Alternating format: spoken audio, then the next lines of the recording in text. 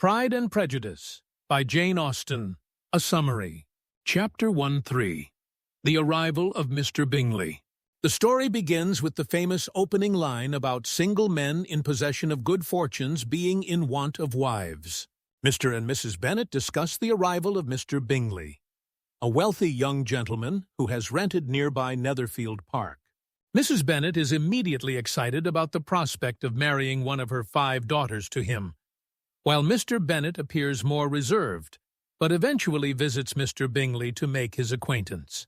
The Bennet family consists of Mr. and Mrs. Bennet and their 5 daughters: Jane, 22, the eldest and most beautiful; Elizabeth, 20, intelligent and spirited; Mary, studious and pedantic; Catherine Kitty, 17, follows Lydia's lead; and Lydia, 15, the youngest and most flighty. Due to the family's entailed estate, the property will pass to Mr. Collins, a distant male relative, upon Mr. Bennet's death, leaving the women with little financial security. Mr. Bingley proves to be everything the neighborhood hoped: charming, wealthy, and good-natured. He brings with him his proud friend Mr. Darcy, who is even wealthier, but appears cold and arrogant. At the first public ball, Bingley and Jane Bennet are immediately attracted to each other, dancing together twice and clearly enjoying each other's company. Chapter 4. First Impressions and Growing Tensions. Elizabeth Bennet overhears Mr. Darcy refusing Bingley's suggestion that he dance with her, dismissing her as tolerable but not handsome enough to tempt him. This slight creates Elizabeth's initial prejudice against Darcy, who she finds proud and disagreeable. Meanwhile, Jane and Bingley's attraction continues to grow, though Jane's naturally reserved nature makes her feelings less obvious to others. Elizabeth becomes the favorite of Mr. Bingley's sisters, Caroline and Mrs. Hurst, though their friendliness is somewhat superficial. They recognize her intelligence, but consider her beneath their social station. Mr. Darcy, despite his initial dismissal, begins to notice Elizabeth's fine eyes and lively personality, finding himself unexpectedly drawn to her wit and spirit. When Jane falls ill while visiting Netherfield, Elizabeth walks 3 miles through muddy fields to care for her sister, arriving with dirty petticoats and bright eyes from the exercise. This display of affection for her sister impresses some while scandalizing others. Elizabeth stays several days at Netherfield nursing Jane, during which time she engages in several verbal sparring matches with Mr. Darcy, their conversations revealing both characters' intelligence and the growing tension between them. Chapter 9-15. The Arrival of Wickham and Mr. Collins. The militia regiment arrives in the nearby town of Meryton, bringing excitement to the younger Bennet sisters, particularly Lydia and Kitty, who become obsessed with the officers. Among these officers is the charming George Wickham, who immediately catches Elizabeth's attention with his handsome appearance and easy manners. Wickham tells Elizabeth a shocking story about his past with Mr. Darcy. According to Wickham, Darcy's father was Wickham's godfather and intended to provide for Wickham's future by giving him a valuable living, clergyman's position. However, after the elder Mr. Darcy's death, his son allegedly ignored his father's wishes and denied Wickham the inheritance out of jealousy and spite, leaving Wickham to struggle financially and forcing him to join the military. This revelation confirms Elizabeth's negative opinion of Mr. Darcy, providing seemingly concrete evidence of his pride and cruelty. She finds it easy to believe ill of someone she already dislikes and sympathizes deeply with the handsome, charming Wickham, who tells his story with just the right mixture of reluctance and wounded dignity. Meanwhile, the ridiculous Mr. Collins, the Bennet family's heir, arrives for a visit. As a clergyman, he has recently been appointed to a living by the formidable Lady Catherine de Bourgh. Mr. Collins is obsequious, pompous, and lacking in social awareness. He comes with the intention of marrying one of the Bennet daughters to make amends for inheriting their property, first setting his sights on Jane until Mrs. Bennet hints that Jane may soon be engaged elsewhere. Chapter 16-23. Proposals and Revelations. Mr. Collins shifts his attention to Elizabeth and proposes to her with characteristic pomposity, listing his practical reasons for marriage and his certainty that she must accept him. Elizabeth firmly refuses, but Mr. Collins cannot believe that any woman would reject such an advantageous offer and assumes she is merely being coquettish. Mrs. Bennet is furious with Elizabeth's refusal and appeals to Mr. Bennet, who surprisingly supports Elizabeth's decision, saying he would be ashamed of her if she married Collins. Charlotte Lucas, Elizabeth's sensible friend, shocks Elizabeth by accepting Mr. Collins's proposal after he quickly redirects his romantic attentions following Elizabeth's definitive rejection. Charlotte explains her practical view of marriage, that she is not romantic and seeks only a comfortable home and protection from want. This deeply troubles Elizabeth, who believes marriage should be based on affection and respect, not mere convenience. At Netherfield, Mr. Darcy's attraction to Elizabeth continues to grow despite his efforts to suppress it. He finds himself listening for her voice, watching her movements, and engaging her in conversation more frequently. However, his apparent pride and the story of his treatment of Wickham continue to prejudice Elizabeth against him. When Bingley suddenly leaves Netherfield with his party, Jane is heartbroken, though she tries to hide her disappointment. Elizabeth learns from Caroline Bingley's letter that the party has departed for London with no intention of returning to Hertfordshire, and that they hope Bingley will marry Mr. Darcy's sister, Georgiana. Elizabeth suspects that Mr. Darcy and Bingley's sisters have conspired to separate Bingley from Jane, considering the Bennet family beneath Bingley's social status. Chapter 24:30. Visits and Growing Awareness. Jane goes to London to stay with the Gardiners, her aunt and uncle, hoping to see Bingley, but he makes no attempt to visit her despite Caroline Bingley knowing of her presence in town. This confirms Elizabeth's suspicions about the interference of his family and friends. Jane returns home disappointed, but maintaining her dignity and good nature. Elizabeth visits Charlotte and Mr. Collins at Hunsford Parsonage in Kent, where she meets the imperious Lady Catherine de Bourgh, Mr. Darcy's aunt. Lady Catherine is everything Elizabeth expected from Mr. Collins's descriptions, proud, demanding, and condescending. She lives in magnificent style at nearby Rosings and considers herself entitled to organize everyone else's life. During Elizabeth's stay, Mr. Darcy arrives at Rosings to visit his aunt, accompanied by his cousin, Colonel Fitzwilliam. Elizabeth is surprised to encounter Darcy again and notices that he seems different, less proud and more attentive to her conversation. Colonel Fitzwilliam proves to be a pleasant, well-bred man who enjoys talking with Elizabeth about books, music, and society. During their conversations, Colonel Fitzwilliam inadvertently reveals that Mr. Darcy recently congratulated himself on saving a friend from an imprudent marriage to a woman whose family situation made her an unsuitable match. Elizabeth immediately realizes he is referring to Bingley and Jane, confirming her suspicions about Darcy's interference in their relationship. Chapter 31-36. The Proposal and the Letter. Elizabeth's anger at Darcy reaches new heights after learning of his role in separating Jane and Bingley. She can barely be civil to him during the remainder of her visit, despite his continued attentions and apparent interest in her opinions and activities. To Elizabeth's complete shock, Mr. Darcy proposes to her during a private meeting at the parsonage. His proposal, while passionate, is also proud and somewhat insulting. He speaks of his struggle against her inferior social position and connections, making it clear that he considers himself to be condescending in offering marriage to someone so beneath his station. Elizabeth rejects him decisively and angrily, accusing him of pride, of ruining Wickham's life, and of destroying Jane's happiness by separating her from Bingley. She tells him that even if she had no other objections, his treatment of Wickham would have been enough to make her refuse him. Darcy is clearly shocked by both her refusal and the strength of her accusations, and he leaves abruptly after stiffly acknowledging her rejection. The next morning, Darcy seeks Elizabeth out during her walk and gives her a letter before departing immediately. In this lengthy letter, he addresses both of her major accusations against him. Regarding Wickham, Darcy reveals the true story of their relationship. Wickham did indeed receive the inheritance intended for him by Darcy's father, but instead of taking the living, he asked for its monetary value to pursue a legal career and relinquished all future claims.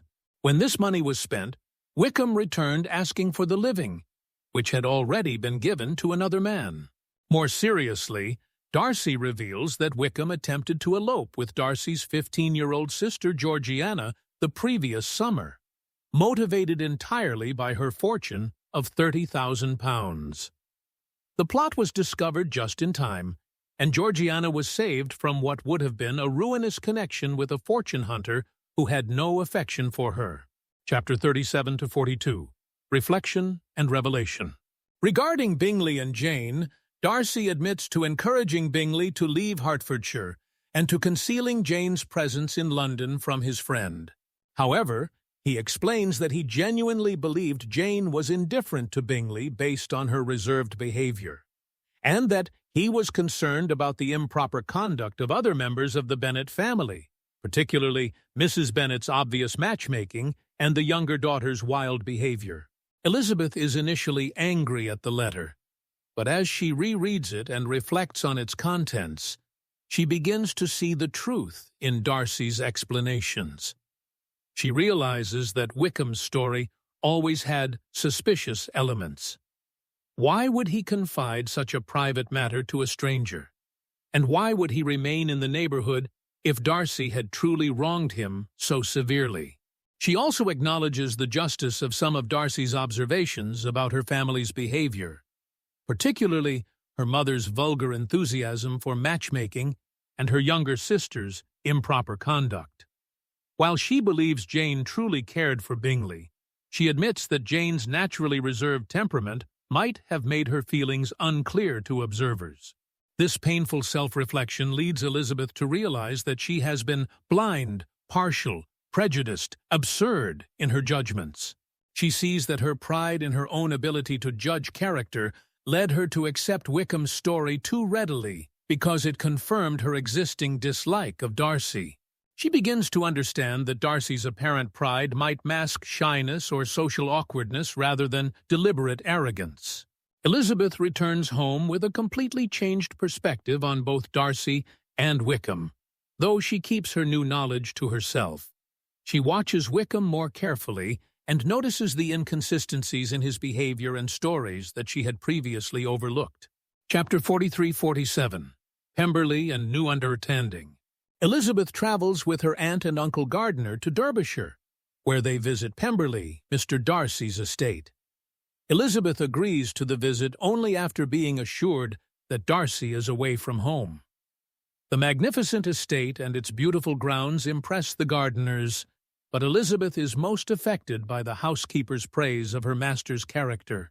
Mrs. Reynolds, who has known Darcy since childhood, describes him as the kindest, most generous master who has never spoken a cross word to her, and who is beloved by all his tenants. She praises his goodness to his servants, his generosity to the poor, and his affection for his sister.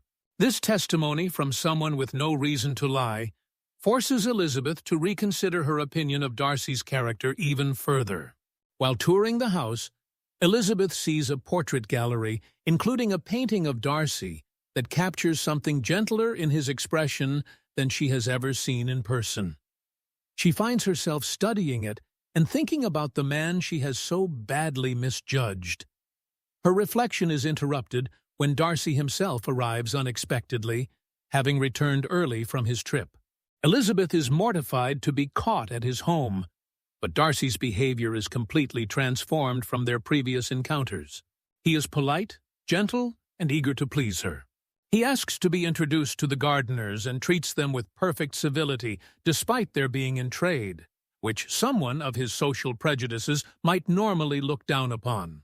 He invites Mr. Gardiner to fish on his estate, and asks Elizabeth if he might have the honor of introducing his sister to her. Chapter 48-53. Crisis and Resolution. The visit to Pemberley convinces Elizabeth that she has completely misjudged Darcy's character, and she begins to realize that her feelings toward him are changing from dislike to respect and gratitude. When she meets Georgiana Darcy, she finds her to be shy and sweet, rather than proud, as she had been led to expect by Caroline Bingley. However, this period of growing understanding is shattered when Elizabeth receives an express letter from Jane announcing that Lydia has eloped with Wickham. The family is thrown into crisis. Not only is Lydia ruined, her disgrace will likely prevent any of her sisters from marrying respectably. Wickham has debts and no intention of marrying Lydia, which means she faces a future as his mistress rather than his wife. Elizabeth is forced to reveal the crisis to Darcy, who had called hoping to spend more time with her. She sees the news as the end of any possible relationship between them, believing that he would never connect himself to a family so scandalously tainted. Darcy departs immediately after learning of the situation, and Elizabeth assumes she will never see him again.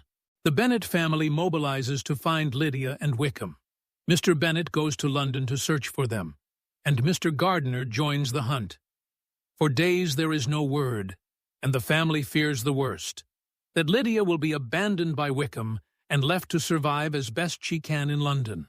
Finally, Mr. Gardiner writes with news that he has found the couple and that Wickham has agreed to marry Lydia. The terms are surprisingly reasonable.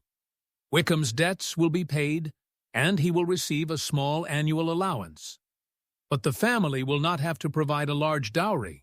Everyone is relieved that the family's reputation can be salvaged, though Elizabeth finds it hard to celebrate Lydia's marriage to such a man. Chapter 54-58.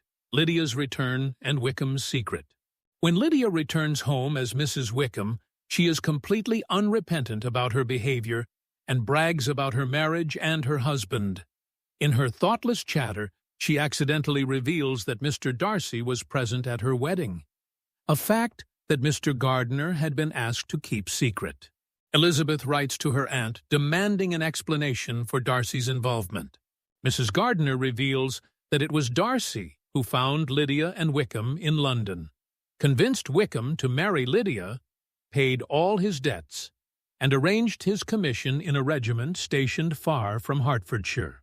Darcy handled all the negotiations and expenses personally, refusing to let Mr. Gardiner bear the financial burden.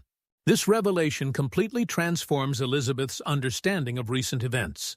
Darcy's actions were motivated entirely by his feelings for her and his desire to spare her family from disgrace.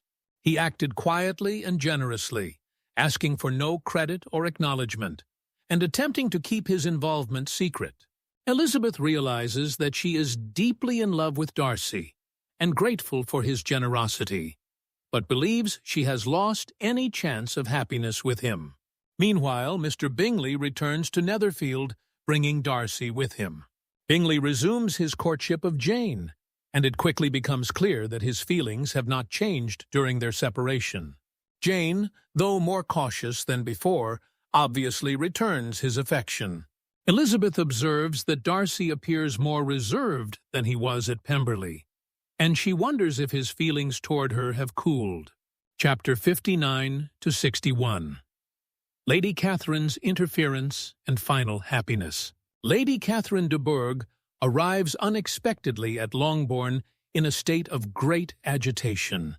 She has heard rumors that Elizabeth is to marry Darcy, and she demands that Elizabeth renounce him. Lady Catherine reveals that she has long planned for Darcy to marry her own sickly daughter, and she considers Elizabeth's family far beneath Darcy's social station. Elizabeth refuses to promise that she will not marry Darcy, pointing out that she has never been engaged to him, and that Lady Catherine has no authority over either of their choices. Lady Catherine threatens social ostracism and family discord, but Elizabeth stands firm in her refusal to be intimidated. Lady Catherine departs in anger, threatening to prevent the match by any means necessary. Unknown to Elizabeth, Lady Catherine goes directly to Darcy to demand that he give up any thought of proposing to Elizabeth. However, Her account of Elizabeth's refusal to promise not to marry him gives Darcy hope that Elizabeth's feelings toward him might have changed. Encouraged by the possibility that she might now accept him, Darcy resolves to propose again. The opportunity comes when Darcy and Elizabeth find themselves alone during a walk. Darcy thanks her for her kindness to Georgiana and mentions that his feelings toward her have not changed since his first proposal. Elizabeth, gathering her courage, thanks him for his intervention in Lydia's situation. This acknowledgement of his generosity opens the way for a frank discussion of their past misunderstandings. Elizabeth admits that her opinions of him have completely changed, and that she now realizes how badly she misjudged his character. Darcy acknowledges that her rejection of his first proposal, though painful, taught him important lessons about his own pride and presumption. He credits her criticism with helping him become a better man. They are able to discuss their past conflicts openly and honestly. Darcy explains that he had been taught to be proud and selfish by his upbringing, and that Elizabeth's reproofs showed him how disagreeable his behavior had been. Elizabeth admits to her prejudice and acknowledges that she had been too ready to believe ill of him, while too willing to be charmed by Wickham's superficial appeal. Final resolution and marriage. With their misunderstandings resolved and their love declared, Elizabeth and Darcy become engaged. The engagement surprises everyone except Jane, who had begun to suspect Elizabeth's changed feelings. Mr. Bennet is initially concerned that Elizabeth is marrying for money, but a private conversation with Darcy convinces him of the gentleman's sincere attachment to his daughter and of Elizabeth's genuine affection for her fiancé. Mrs. Bennet is in raptures over the engagement, particularly when she learns the extent of Darcy's wealth and property. She quickly forgets all her previous complaints about his pride and begins boasting about her daughter's success in securing such an advantageous match. Jane and Bingley also become engaged, fulfilling the hopes that had been frustrated months earlier. Bingley admits to Jane that he would have returned to Hertfordshire sooner if Darcy had not convinced him that she was indifferent to him. However, Darcy's recent change of opinion on the matter encouraged Bingley to follow his own inclinations and renew his suit. The novel concludes with the marriages of both couples. Elizabeth and Darcy, united by mutual respect, understanding, and love, overcome the pride and prejudice that initially kept them apart. Jane and Bingley, both naturally good-natured and affectionate, find happiness in a more straightforward romance, unmarked by the conflicts that complicated the primary courtship. The story ends with information about the characters' later lives. The Darcys live happily at Pemberley, with Elizabeth becoming beloved by Darcy's servants and tenants. Georgiana Darcy grows in confidence under Elizabeth's influence and eventually makes a good marriage. The Bingleys settle near Pemberley so the sisters can remain close. Wickham and Lydia's marriage proves as unstable as expected, with Wickham continuing his irresponsible behavior and the couple frequently appealing to their respective families for financial help. The younger Bennet sisters gradually improve their behavior under the influence of their elder sister's good examples, though Kitty improves more than Mary, who remains pedantic and serious. Mr. and Mrs. Bennet continue their incompatible marriage, though Mr. Bennet finds some satisfaction in visiting Elizabeth at Pemberley and developing a genuine respect for his son-in-law.